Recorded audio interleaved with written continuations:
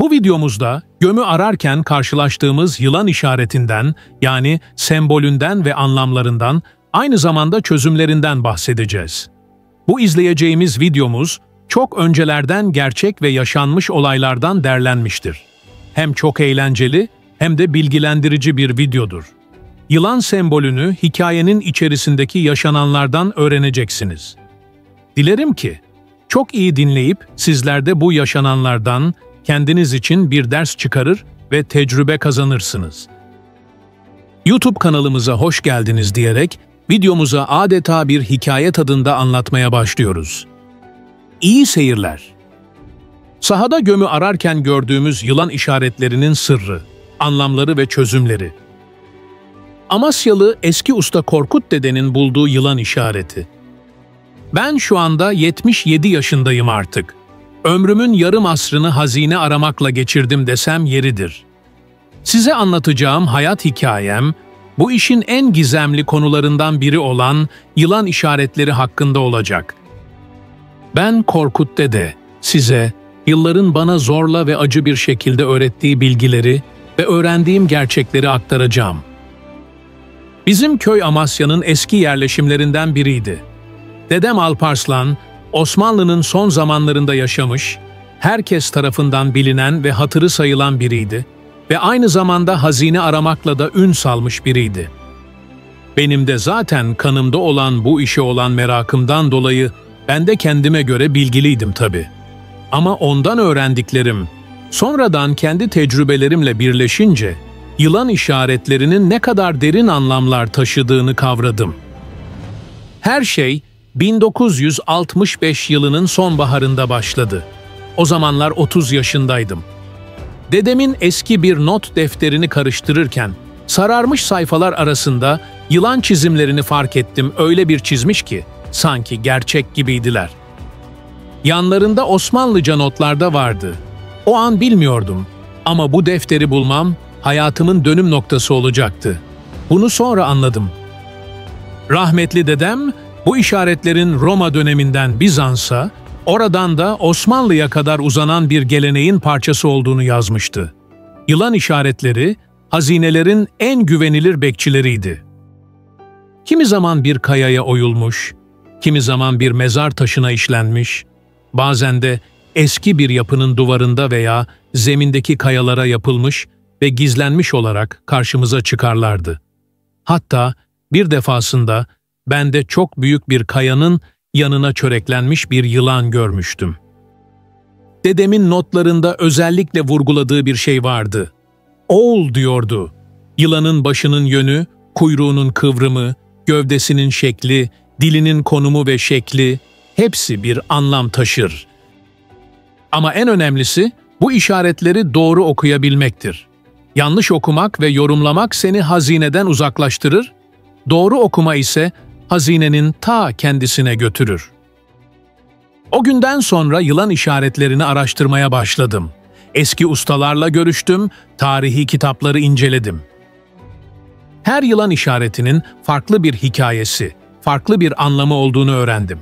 Mesela bir kayanın üzerine çöreklenmiş yılan figürü tam altında veya karşısında değerli bir şey olduğunu gösterirdi. Ama yılan düz uzanıyorsa bu bir yön işaretiydi. Ve başka bir dünya, anlam ve detayları da vardı. Birazdan onları da anlatacağım. O zamanlar herkes iç içe yaşadığından köyümüzün yakınlarındaki eski Ermeni kilisesi vardı. O kilisesinin duvarında gördüğüm ilk yılan işareti, beni bu yolculuğa çıkaran işaret oldu aslında. Kilisenin güney duvarında taşa oyulmuş küçük bir yılan vardı. Başı doğuya dönüktü ve kuyruğu 3 kıvrım yapıyordu. O zamanlar bunun ne anlama geldiğini bilmiyordum ve hiçbir şeyden haberim bile yoktu diyebilirim. Ama şimdi anlıyorum ki o yılan bize çok şey anlatmaya çalışıyormuş. Definecilikte yılan işaretleri sadece hazinelerin yerini göstermekle kalmaz. Aynı zamanda o hazinenin türünü, miktarını, hatta bazen kime ait olduğunu ve tehlikeleri ve tuzakları bile anlatır. O zamandan edindiğim tecrübelerimden, bir yılanın 3 kıvrımı varsa, bu genellikle altın hazinesine ve kutsal yazıtlara, hitabelere işaret eder. Kutsal üçleme ile ilgilidir çünkü. 5 kıvrım gümüş, 7 kıvrım ise değerli eşya veya yılan düz veya kıvrımlı ve vücudunun bir yeri diğer yerlerden daha kalın ise, yani sanki bir şey yutmuş ve o yuttuğu şey vücudunun bir yerinde yumru oluşturmuş gibi, işte o daha da güzeldir. Çünkü o zaman yılanın toplam boyu ölçülür ve gidilecek mesafenin ne kadar olduğu öğrenilir. Detaylara girersek bu hikaye bitmez. Şimdi size anlatacağım hikaye, binlerce yıllık bir geleneğin, atalarımızın bize bıraktığı gizli bir dilin hikayesi de diyebiliriz. Yılan işaretlerinin sırrını çözmek, aslında geçmişi okumayı öğrenmek demek. Her işaret gizli bir şifre, her şifre bir kapı, her kapı ise yeni bir keşfe açılıyor. Dedemin not defterinde bahsettiği ilk önemli keşfimiz eski bir dağ köyündeydi. Köyün adı Kartaltepe'ydi. 1967 yılının ilkbaharında yaşlı bir köylü olan Tuğrul Emmi'nin tarlasında ilginç bir taş bulmuştuk.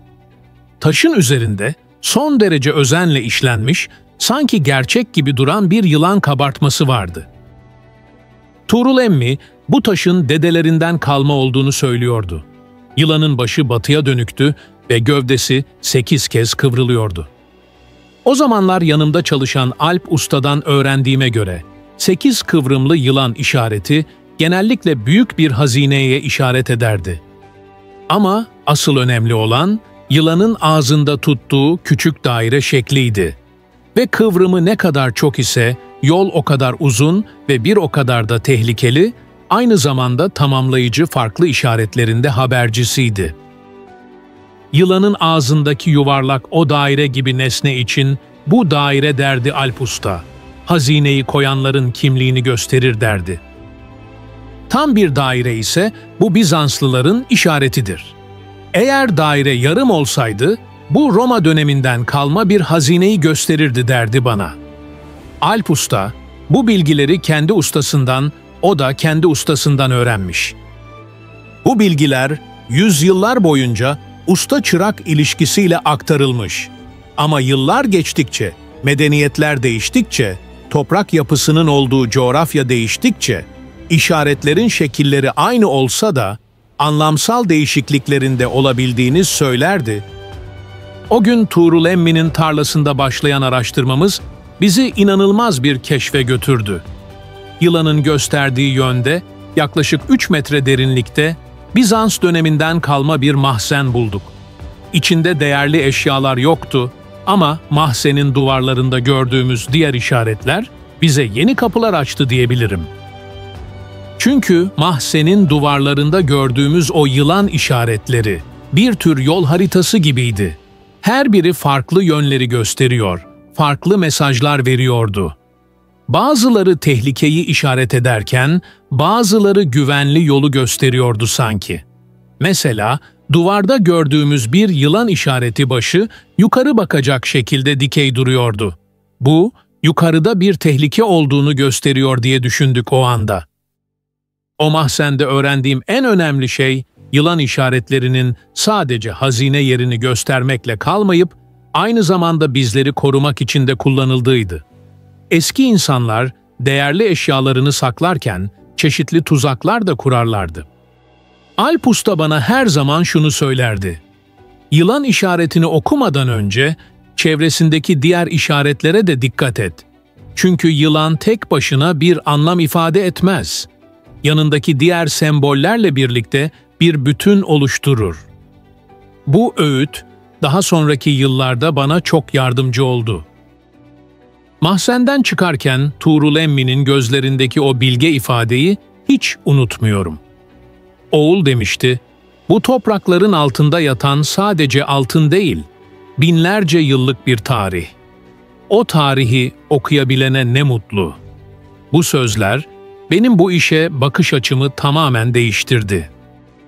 1970 yılının yazında Kapadokya bölgesinde yeni bir keşif yapmıştık.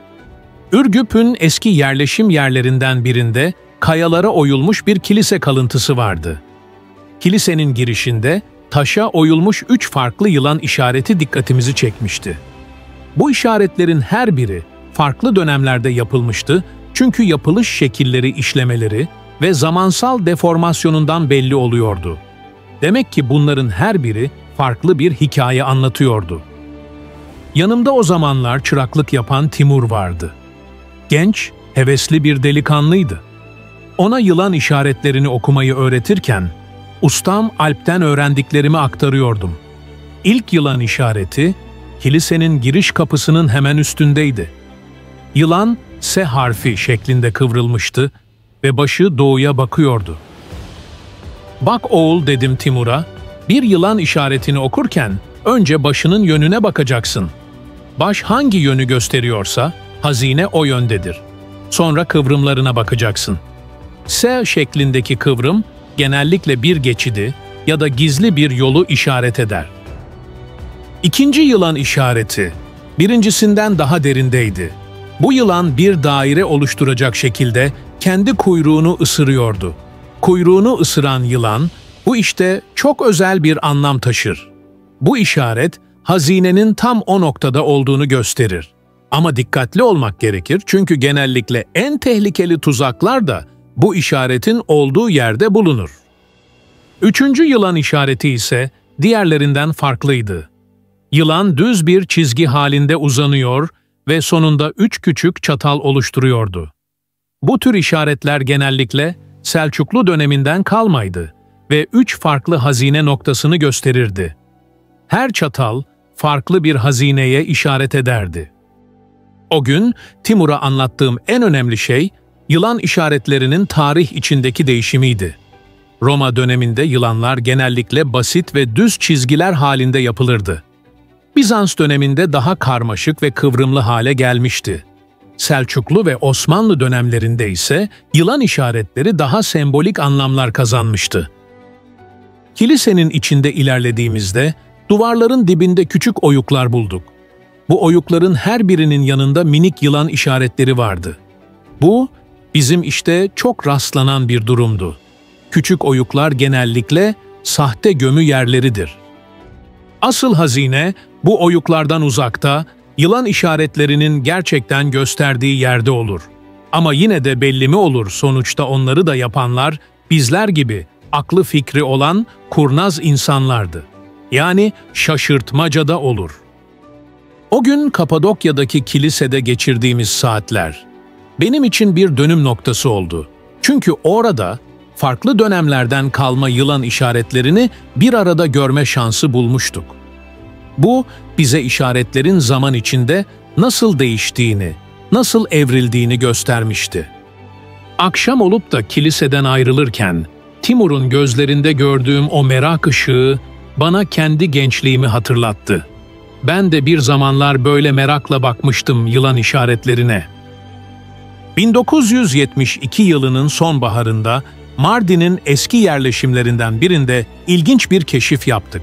Süryani kiliselerinin bulunduğu bölgede eski bir manastırın kalıntılarını incelerken daha önce hiç görmediğim türde yılan işaretleriyle karşılaştım. Bu sefer yanımda hem Timur hem de bölgenin yaşlılarından Mansur Dede vardı. Mansur Dede, bölgenin tarihini çok iyi bilen, 90 yaşını aşmış ama zıpkın gibi, enerjik bilge bir insandı. Ona yılan işaretlerini gösterdiğimde gözleri parladı. "Ah evlat," dedi. "Bu gördüğün işaretler sadece hazine için değil, eski rahiplerin gizli bilgilerini aktarmak için de kullanılırdı." Manastırın alt katında bulduğumuz ilk yılan işareti çok özeldi. Yılan bir spiral şeklinde kıvrılmıştı ve spiralın merkezinde küçük bir haç vardı. Mansur Dede'ye göre bu tür işaretler manastırın gizli hazine odalarını gösterirdi. Ama sadece hazineyi değil, o hazineyi koruyan tılsımları da işaret ederdi. "Bakın," dedi Mansur Dede, "bu spiral şeklindeki yılan 7 kez dönüyor. 7 rakamı Süryaniler için kutsaldı. 7 katlı göğü, 7 kilise sırrını temsil ederdi. Yılanın her kıvrımı, hazineye giden yolda aşılması gereken bir engeli gösterir." Manastırın duvarlarında ilerlerken, Bir dizi yılan işareti daha bulduk. Bunlar birbirini takip eden, adeta bir yol haritası oluşturan işaretlerdi. Her bir yılan bir sonrakine bağlanıyordu. Mansur dedenin anlattığına göre bu tür işaret dizileri genellikle büyük hazinelerin yerini gösterirdi. "Ama dikkat et oğul," dedi Mansur dede. "Bu işaretleri takip ederken her yılanın dilinin yönüne de bakacaksın. Eğer yılanın dili çatallıysa ve yukarı bakıyorsa yukarıda bir tehlike var demektir. Eğer aşağı bakıyorsa zeminde bir tuzak vardır." Manastırın en alt katında, nemli ve rutubetten çürümeye yüz tutmuş bir odada bulduğumuz son yılan işareti ise hepimizi şaşırttı. Bu yılan, diğerlerinden farklı olarak bir kadeh şeklini andırıyordu. Mansur, dedenin gözleri parladı. "İşte," dedi, "bu çok özel bir işaret. Kadeh şeklindeki yılan, kutsal emanetlerin saklandığı yeri, yani su ile bağlantılıdır. Yani kuyu gibi mesela," dedi. 1975 ile 80 yıllarında Kastamonu'nun dağlık bölgesinde yeni bir maceraya atıldık. Bu sefer ekibimize yeni bir üye katılmıştı. Arkeolog Zeynep Hanım. Üniversiteden yeni mezun olmuş, hazine işaretleri üzerine tez yazmış genç bir akademisyendi. Kastamonu'nun eski bir Rum köyünde terk edilmiş bir evin bahçesinde ilginç bir keşif yaptık. Büyük bir kaya parçasının üzerinde birbirine bağlı 3 yılan işareti vardı. 3 yılanın birbirine bu şekilde bağlanması, Pontus döneminde sıkça kullanılan bir yöntemmiş.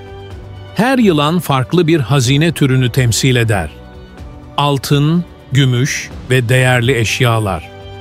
Kısacası burada veya çevresinde kesinlikle bir şeyler var, dedi. İlk yılan diğerlerinden daha büyüktü ve başı kuzeyi gösteriyordu. İkinci yılan onun gövdesinden çıkıyor ve doğuya yöneliyordu. Üçüncü yılan ise en küçüğüydü ve batıya doğru kıvrılıyordu. Zeynep Hanım'a göre bu düzen tesadüf değildi. "Bakın," diye açıkladı, "büyük yılanın kuzey yönünü göstermesi, ana hazinenin o yönde olduğunu işaret eder. Doğuya yönelen ikinci yılan, muhtemelen gümüş sikkelerin yerini gösteriyor. Batıya yönelen küçük yılan ise, değerli eşyaların saklandığı yere işaret ediyor olabilir." Timur artık deneyimli bir usta olmuştu. "Peki," diye sordu, "yılanların üzerindeki bu küçük çizikler ne anlama geliyor?" Zeynep Hanım gülümsedi. "İyi gözlem. Bu çizikler aslında bir tür mesafe ölçüsü. Her çizik yaklaşık 100 adımlık bir mesafeyi gösterir. O gün öğrendiğimiz en önemli şey, yılan işaretlerinin sadece yön göstermekle kalmayıp, aynı zamanda mesafe de belirttiğiydi. Eski insanlar adeta bir harita çizer gibi hazinelerin yerini bu işaretlerle kodlamışlardı. Kayanın etrafını incelerken Mansur dedenin öğrettiği bir detayı hatırladım. Yılanların dillerine baktım. Büyük yılanın dili çatallı ve aşağı bakıyordu. "Bu tehlikeli," dedim. "Kuzeydeki hazineye giden yolda tuzaklar olmalı." "Bu işaretler," dedi Zeynep Hanım, "aslında eski insanların bize bıraktığı bir tür şifreli mesaj. Sadece hazinelerin yerini değil, o dönemin yaşam tarzını, düşünce sistemini de anlamamızı sağlıyor." Evet sevgili dostlar, bu videomuzun da şimdilik sonuna geldik. Diğer bölümlerde buluşmak dileklerimizle. Hoşça kalın.